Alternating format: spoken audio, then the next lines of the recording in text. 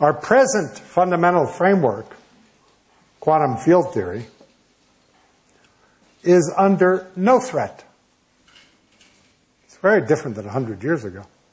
There are no threats. There are problems. Things you'd like to understand better, calculate better. But there's no threat from observation or experiment as there was 100 years ago. Even if we had never discovered string theory, which was a remarkable development, a very lucky development coming from strong interactions, enabled us to develop this part of the framework,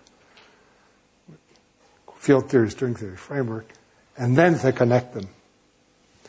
So it was like a totally separate intellectual development happening in a disconnected region of a space which we now realize is simply connected. Even if that hadn't happened, and we'd been sitting around celebrating the triumph of quantum field theory and the Standard Model, we would have realized that we don't really understand quantum field theory because our modern understanding of quantum field theory is based on the Wilsonian viewpoint. And as you, in general, with quantum field theory, move to the ultraviolet, unless you have a theory like QCD, where it becomes trivial in the ultraviolet, we have no understanding of what quantum field theory is. You perturb the theory with irrelevant operators in the infrared, but highly relevant as you go to shorter distances, and there are an infinite number of them. So once you open that Pandora's box, quantum field theory is non-local. There's an infinite number of irrelevant operators, ill-defined. And we could have proceeded along those lines, rather fruitless, because we didn't have this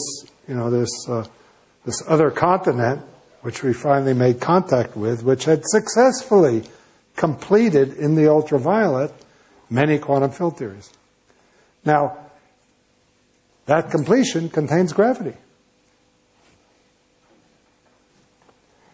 The framework of quantum field theory, which is ill-defined and terra incognito in the ultraviolet, is much broader, as you might expect, actually, from the Wilsonian framework, and is not a local, in any sense, a local quantum field theory, as you might expect, because there's no reason why the existence of a finite number of local operators, which is a necessary component for understanding locality in the usual sense, is going to be preserved once you do that.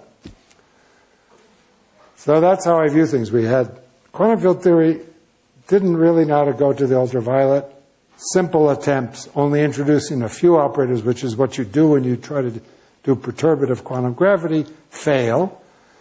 Had this other outpost there, which looked totally different, and now we realize that it's just part of something, and still we have no idea what the whole picture is.